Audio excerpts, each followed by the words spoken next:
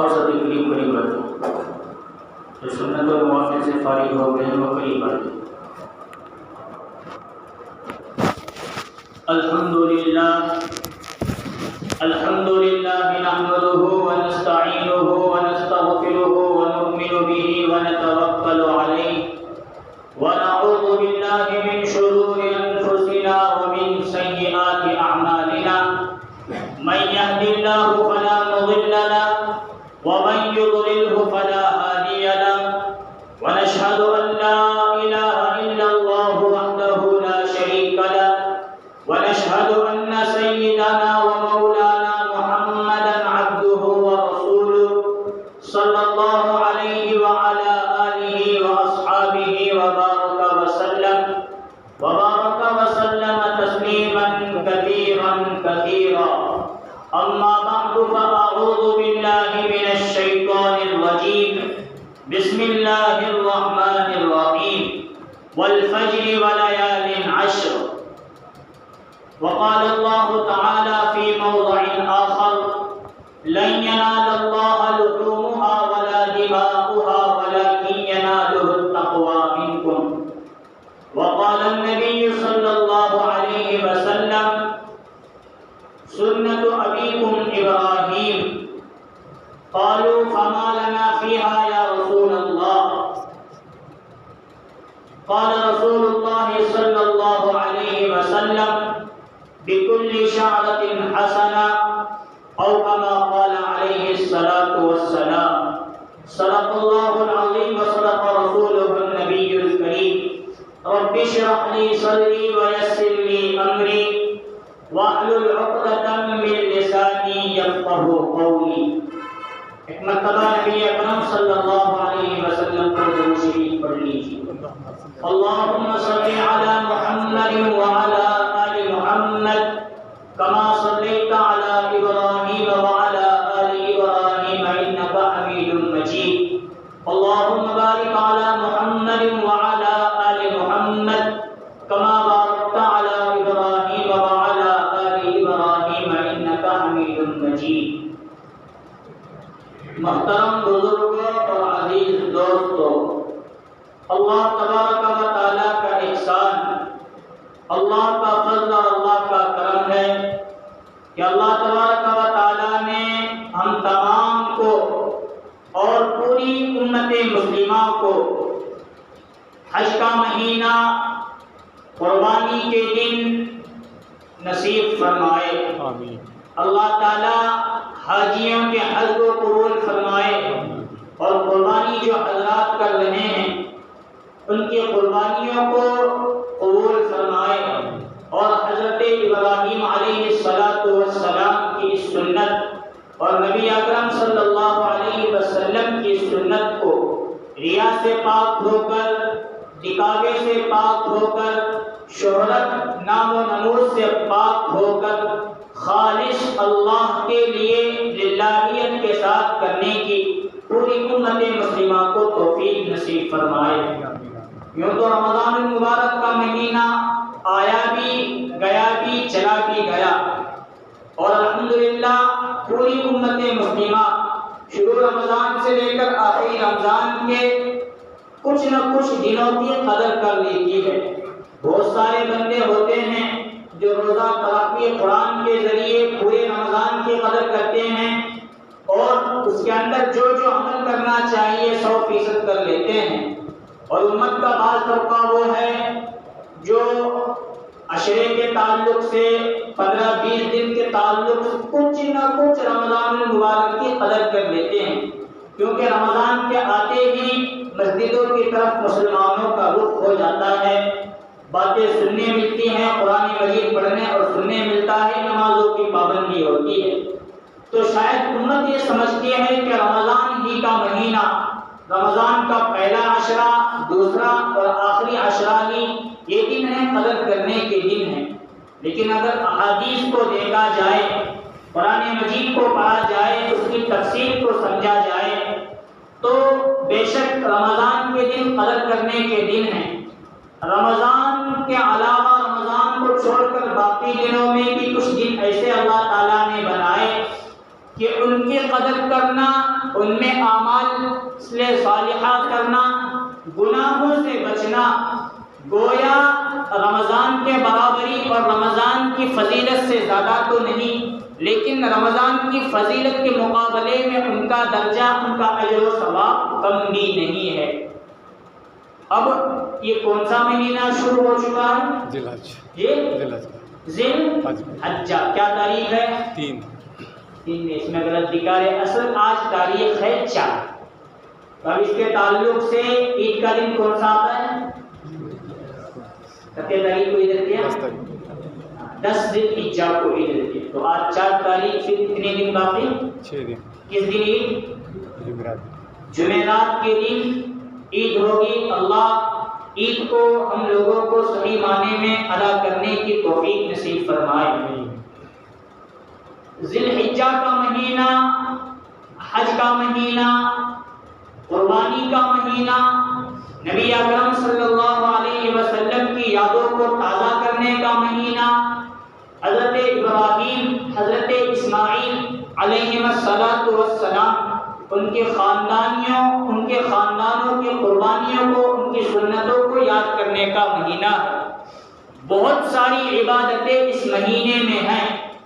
یہ مہینہ اتنا افضل، خاص طور پر شروع کے 10، 12، 13 دن اتنے افضل ہیں کہ جو عبادتیں ان مہینوں میں ہیں، ان 10 دنوں میں ہیں، اس کے علاوہ باقی دنوں کے اندر اللہ تعالیٰ نے وہ مہینہ نہیں رکھا، وہ عبادتیں اللہ تعالیٰ نے نہیں رکھی۔ جیسے حج ہمارے سامنے ہے، حاجی حج کرنے کے لیے گئے، حج انہی دنوں میں ہوتا ہے، ان کے علاوہ کسی اور دن میں حج نہیں۔ عمرہ کر سکتے ہیں، عمرے کا ثواب حج کے برابر ذرہ بھی نہیں ہو سکتا۔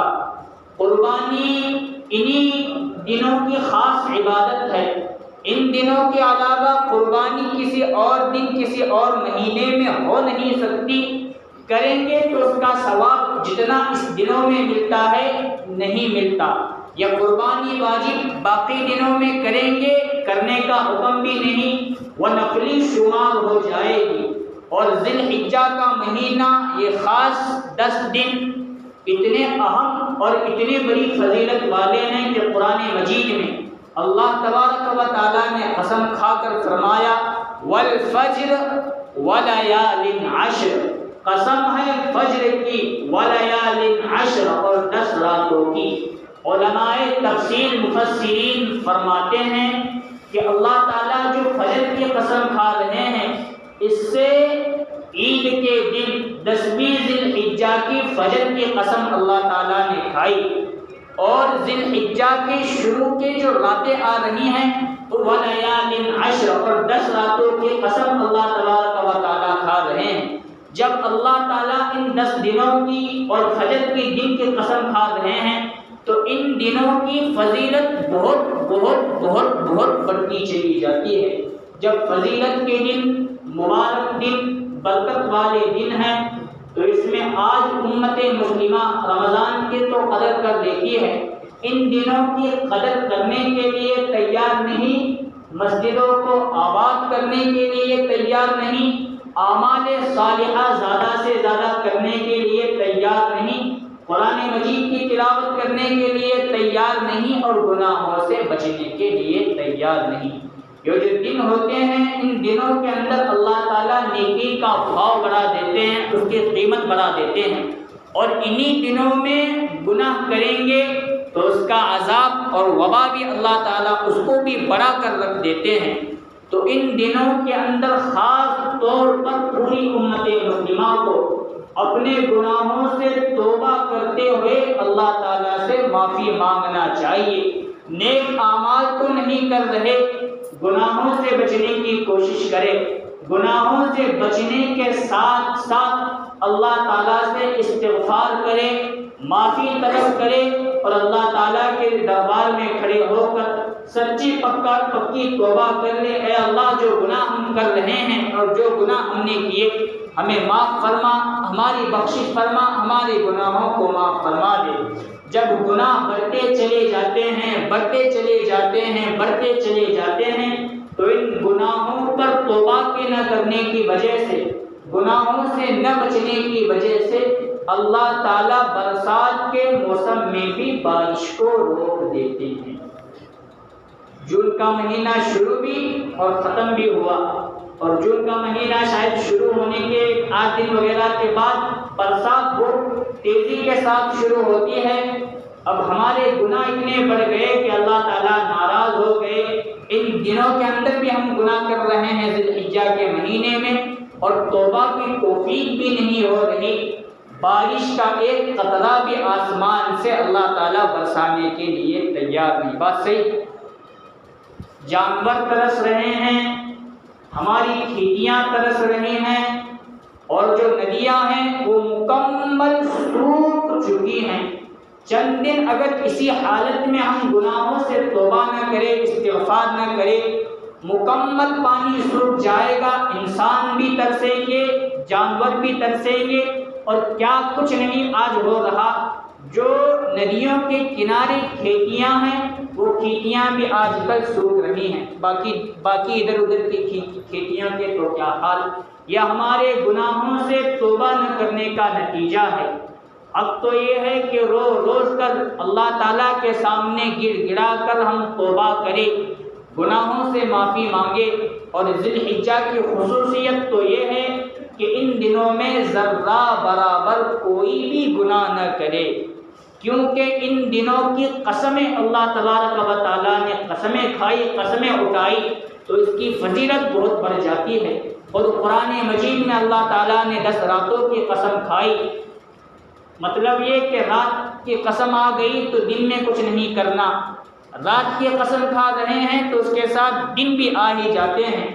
اور ذی الحجہ کی 10ویں تاریخ یعنی عید کے دن کی صبح کی بھی قسم کھا رہے ہیں، تو ان دنوں کی فضیلت بڑھ گئی، حتیٰ کہ رسول اللہ صلی اللہ علیہ وسلم نے فرمایا جو شخص 9 ذی الحجہ تک 10ویں تاریخ کا روزہ حرام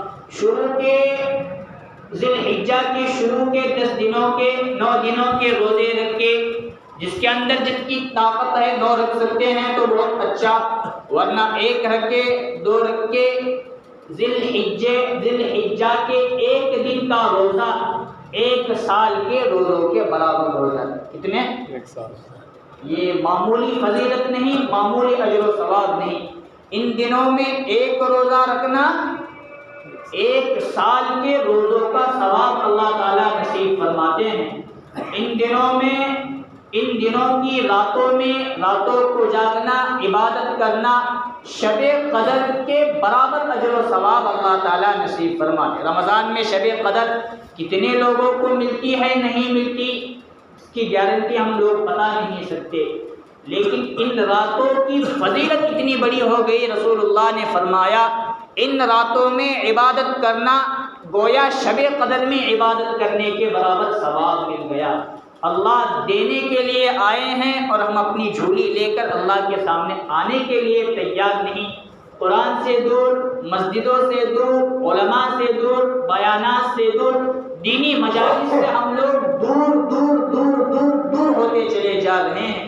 1 روزے کا ثواب 1 سال کے برابر، رات میں جاگنے اور عبادت کرنے کا ثواب شب قدر میں جاگنے کے برابر۔ آج عبادتوں کے تعلق سے بہت ہم کمزور ہو گئے ہیں، خاص طور پر ان دنوں کو عبادتوں کے لیے خالص کرو۔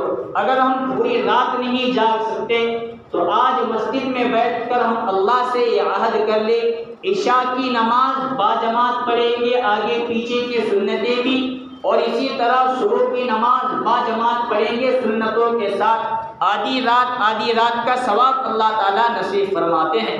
حدیث کے مفہوم میں آتا ہے جو بندہ عشاء کی نماز جماعت کے ساتھ پڑھتا ہے اللہ آدھی رات جاگنے کا ثواب نصیب فرماتے ہیں، اور جو صبح کی نماز باجماعت پڑھتا ہے تو دوسری آدھی رات کا ثواب جاگنے کا اللہ تعالیٰ نصیب فرماتے ہیں۔ ان دنوں میں خاص طور پر باقی نمازیں تو ہمیں پڑھنا ہی پڑھنا ہے، صبح کی نماز بھی باجماعت کے ساتھ اور عشاء کی نماز بھی باجماعت کے ساتھ پڑھیں گے۔ زیادہ عبادت نہیں کریں گے پھر بھی اللہ تعالیٰ شب قدر کا ثواب ہمیں نصیب فرمائیں گے۔ اور اگر ان دنوں میں ہم روزہ نہیں رکھ سکتے، ان دنوں میں اگر کسی وجہ سے روزہ ہم سے نہیں ہو سکتا تو عرفہ کا دن بھی آ رہا ہے، عرفہ کا دن، اس دن بھی، ابھی عرفہ کا دن کب، عرفہ کو تو کیا 9 ذی الحجہ کو کہتے ہیں عرفہ۔ عرفہ یہ تو آج کل لڑکیوں کا نام سننا بہت مشہور ہو گیا، ورنہ عرفہ تو اصل 9 ذی الحجہ کو کہتے ہیں عرفہ۔ عرفہ کے دن کی فضیلت اتنی بڑی ہے جو بندہ اس دن ایک روزہ، باقی دنوں میں رکھے نہ رکھے ٹھیک ہے، چلو ایک روزے کا ثواب 1 سال کے برابر روزوں کا مل رہا ہے۔ عرفہ کے دن خاص طور پر روزہ رکھیں گے، اللہ تبارک و تعالی 1 سال روزہ رکھنے کا ثواب بھی نصیب فرمائیں گے، 1 سال اگلے اور 1 سال پچھلے تمام گناہوں کو اللہ تعالی معاف فرمائیں گے۔ اتنی بڑی فضیلتیں ان 10 دنوں کی، ذی الحجہ کے مہینے کی ہے۔ بہت ساری عبادتیں ہیں، حج انہی دنوں کی عبادت ہے، اور تکبیر تشریق، حضرت اسماعیل علیہ السلام کو ذبح کرنے کے لیے حضرت ابراہیم علیہ السلام نے لٹایا تو اللہ تبارک و تعالیٰ نے حضرت جبرائیل کو بھیجا دمبا لے کر، وہ لے کر آئے اور تکبیر پڑھنے لگے، اللہ اکبر اللہ اکبر۔ یہ آواز حضرت جبرائیل کی حضرت ابراہیم نے سنی تو حضرت ابراہیم پڑھنے لگے لا الہ الا اللہ واللہ اکبر۔ دونوں کی آواز حضرت اسماعیل نے سنی تو انہوں نے آخری جملہ فرمایا، کیا ہے آخری جملہ؟ لا الہ الا اللہ واللہ اکبر اللہ اکبر وللہ الحمد۔ ان 3 لوگوں کی، ایک تو حضرت جبرائیل کا کلمہ، حضرت ابراہیم کا کلمہ، اور تیسرا حضرت اسماعیل علیہ السلام، ان تینوں کی زبان مبارک سے نکلے ہوئے جملوں کو اللہ تبارک و تعالیٰ نے تکبیر تشریق بنا دیا۔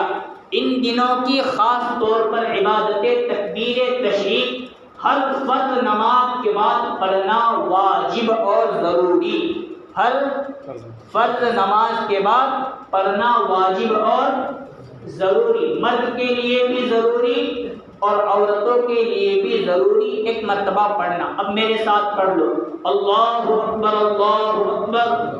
لا الہ الا اللہ واللہ اکبر اللہ اکبر وللہ الحمد۔ 5 دنوں کی یہ عبادت خاص ہے۔ عرفہ یعنی 9 ذی الحجہ کی صبح سے لے کر 9، 10، 11، 12 اور 13 کی عصر تک، 9 ذی الحجہ کی صبح سے لے کر 13ویں ذی الحجہ کی عصر تک ہر نماز کے بعد 1 مرتبہ بآواز بلند تکبیر تشریق کا پڑھنا واجب ہے۔ یہ ادائے ہیں، یہ سنتیں ہیں حضرت ابراہیم، حضرت اسماعیل اور ان کے خاندان کی۔ اللہ تبارک و تعالیٰ کو اتنی پسند یہ آئی کہ اللہ تعالیٰ نے حضرت ابراہیم کی بدولت نبی اکرم صلی اللہ علیہ وسلم کو دیا، نبی کی بدولت ہم تمام کو اور قیامت تک آنے والی پوری امت مسلمہ کے لیے واجب اور ضروری ان چیزوں کو کر دیا ہے۔ نمازیں پڑھتے رہیں گے، اس کے ساتھ ہی چیزیں آئیں گی، اس کا ثواب ہمارے نامہ اعمال میں بڑھتا چلا جائے گا۔ اور ان دنوں کی اہم اور بہت ہی خاص ایک عبادت ہے قربانی۔ جب رسول اللہ صلی اللہ علیہ وسلم نے قربانی کے تعلق سے صحابہ اکرام کے درمیان وعظ و نصیحت فرمایا تو صحابہ اکرام نے سوال کیا، ما هذه الاضاحی یا رسول اللہ، اے اللہ کے رسول صلی اللہ علیہ وسلم یہ قربانی کیا ہے؟ حضور صلی اللہ علیہ وسلم نے فرمایا، سنت ابیکم ابراہیم، تمہارے باپ حضرت ابراہیم علیہ السلام کی سنت ہے قربانی۔ صحابہ نے دوسرا سوال کیا، فما لنا فیہا یا رسول اللہ، اے اللہ کے رسول صلی اللہ علیہ وسلم پھر قربانی کرنے میں، ذبح کرنے میں، خون بہانے میں ہمارے لیے کیا ثواب ہے؟ رسول اللہ صلی اللہ علیہ وسلم نے فرمایا بِكُلِّ شَعْرَةٍ حَسَنَةٍ، ہر بال کے بدلے اللہ تبارک و تعالیٰ ایک ایک نیکیاں نصیب فرمائیں گے۔ اب بکرے کے جسم پر، کھال پر کتنے بال ہوتے ہیں؟ کس نے گنا؟ ہر بال کے بدلے اللہ تبارک و تعالیٰ ایک ایک اجر اور ایک ایک نیکی نصیب فرمائیں گے۔ بڑے جانور کے اندر کتنے بال اللہ تعالیٰ نے رکھے ہیں؟ کس نے گنا؟ کتنا ثواب اللہ تبارک و تعالیٰ یہ حضرت ابراہیم اور نبی صلی اللہ علیہ وسلم کی سنت کے بدلے امت مسلمہ کو دے رہے ہیں۔ قربانی بہت بڑا عمل ہے۔ جو شخص صاحب نصاب ہو، یعنی جس کے پاس 52.5 تولہ چاندی یا 7.5 تولہ سونا یا ان دونوں کے بقدر رقم ہو، یا 52.5 تولہ چاندی کے بقدر رقم ہو، اس شخص پر قربانی واجب ہو جاتی ہے، ضروری ہو جاتا ہے۔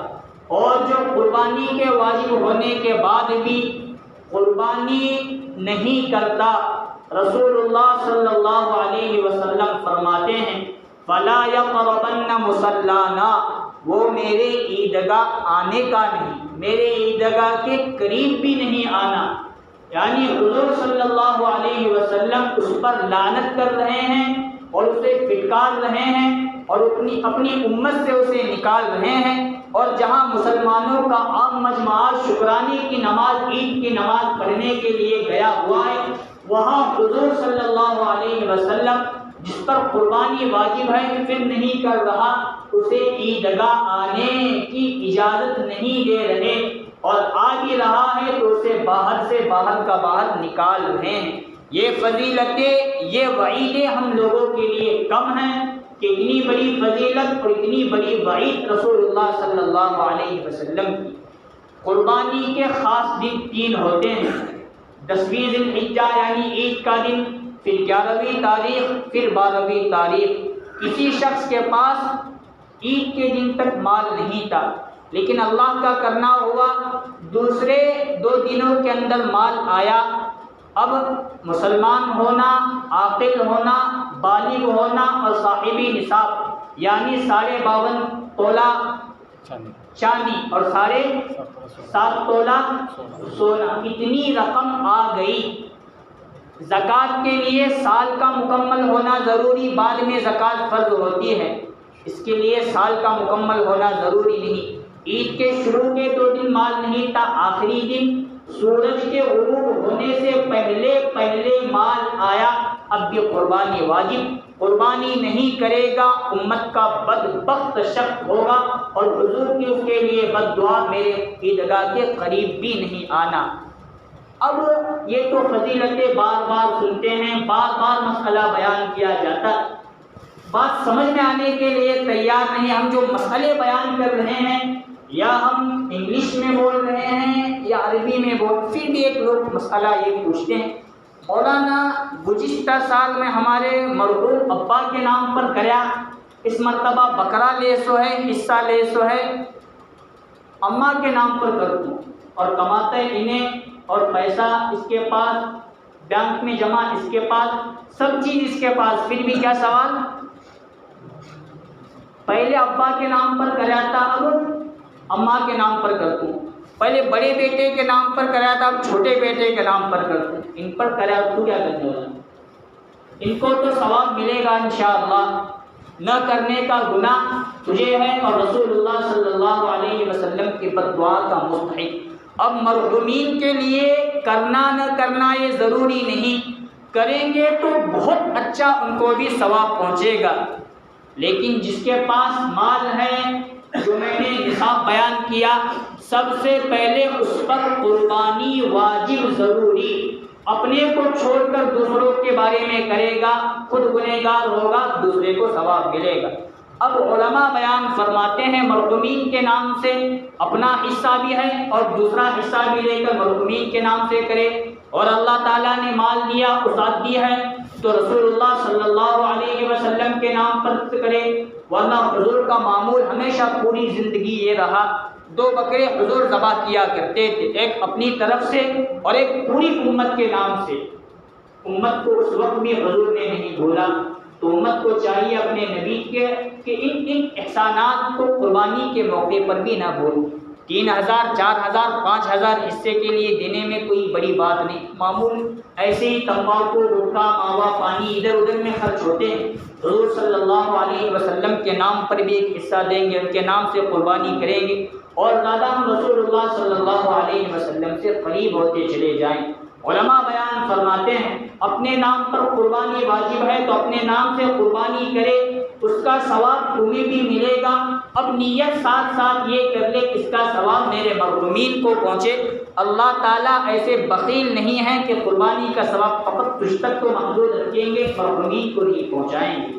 ایک تیر میں 2 شکار کرنا اور نشانے لگانا، یہ علماء نے ایک چیز بیان کی، اپنے نام سے کرو، ثواب کی نیت مرحومین تک پہنچانے کی کرو، قربانی کا ثواب صاحب نصاب کو ملا، مرحومین تک، مرحوم باپ ماں ہو دادا دادی ہو ان تک بھی ثواب پہنچ رہا ہے۔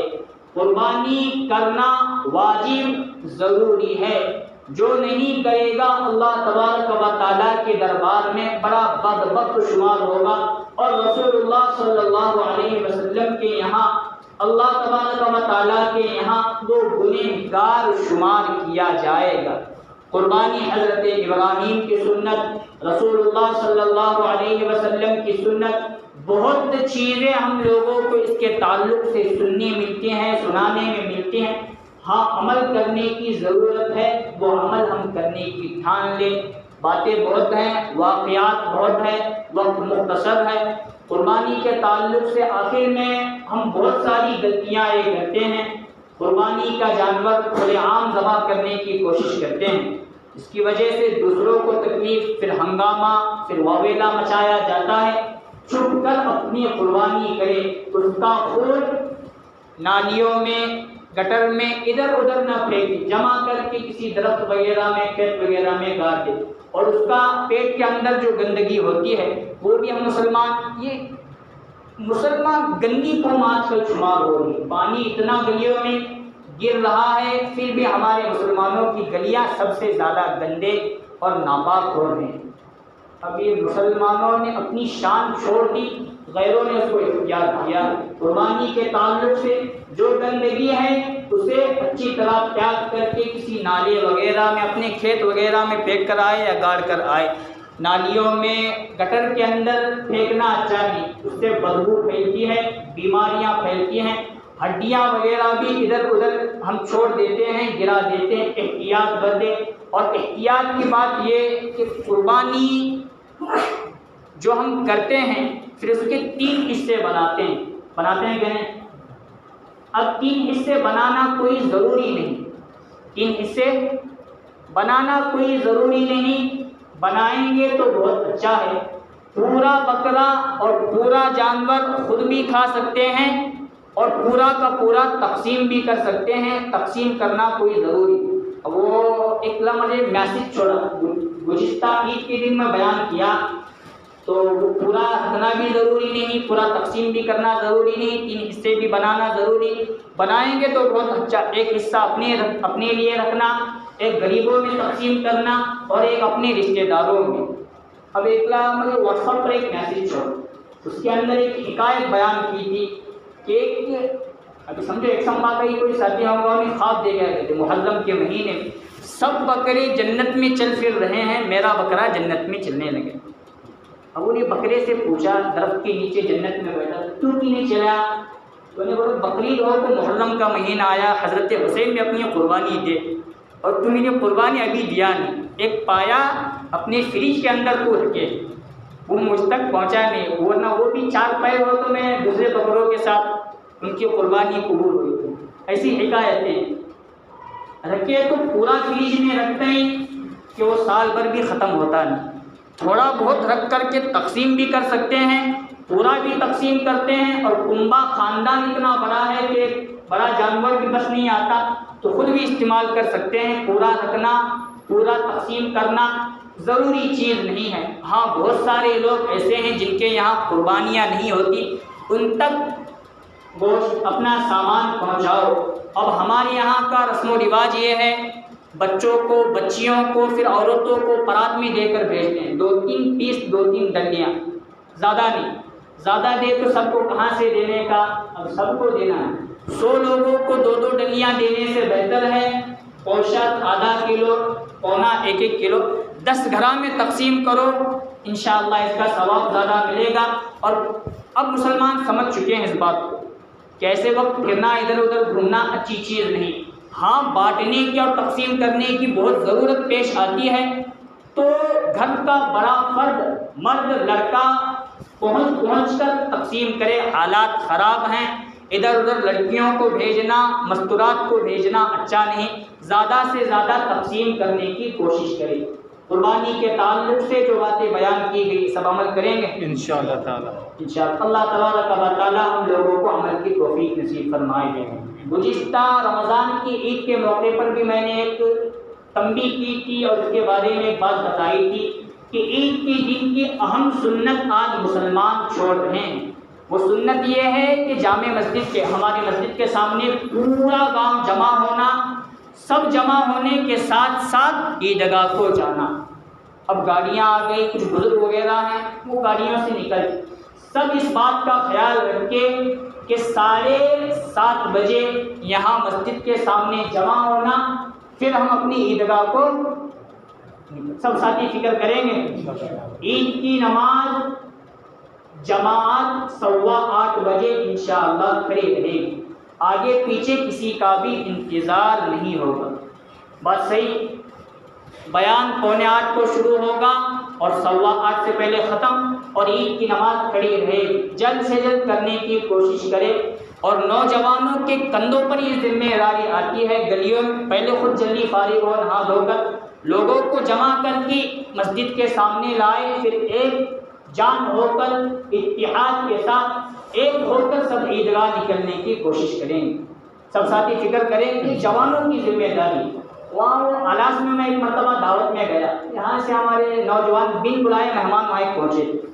اب مجھے وہاں پکڑے، مولانا تمہیں وہ رمضان میں وہ شادی کے تعلق سے ڈی جے بجانے ایسے حکایتیں دی آتی، کیونکہ گاؤں کے مولانا اور گاؤں کے لوگ چلانا پکڑ لینے کی ضرورت ہے، تو گاؤں میں پوچھنا مناسب سمجھا نہیں انہیں۔ تمہیں تو کو نہیں کرے بیان وغیرہ کا آؤٹ آف ایریا آلاس کا اور وہ دعوت کا، میں پوچھا تجھے پہلے یہاں دعوت کون دی، مجھے بولو۔ نہیں وہ دوست آنے لگا تھا، اگر وہ دوست کے سنگاٹ دعوت کو میں آیا، ٹھیک ہے آیا ہوں۔ اب بول کیا مسئلہ، عید کے تمہیں بیان وہ کرے لیکن زیادہ تمہیں بولے نہیں کہ وہ جمع ہو کر جانے کا، حالانکہ بولے سکتا۔ اب بقرعید کے ٹائم کا ایسا کرنا، بابا میں تو بیان الحمدللہ ہر چیز پر کرتا ہوں، ذمہ داری کس کی آتی ہے؟ نوجوانوں کی ہے۔ یہ جوان اپنی ذمہ داری کو سمجھنے لگے نہیں، اور کیا ہر چیز مولانا سے اعلان کرنا، ہر چیز مولانا سے اعلان کرنا۔ اصل میں ذمہ داری نوجوانوں کی ہے، بوڑھے لوگ تو سب سے پہلے چلے جاتے ہیں، ہمارے نوجوان نہیں آتے، اس وجہ سے یہ سنت چھوٹ رہی ہے۔ جوان حضرات اس کی فکر کرے کہ سب سے پہلے فارغ ہو کر مسجد کے سامنے جمع ہوں گے، 7:30 بجے انشاءاللہ ہم یہاں سے نکل جائیں گے۔ اللہ تبارک و تعالیٰ کی کہی ہوئی باتوں پر ہم تمام کو عمل کرنے کی توفیق نصیب فرمائے۔ اس کے بعد آمین وآخر دعوانا الحمدللہ رب العالمین۔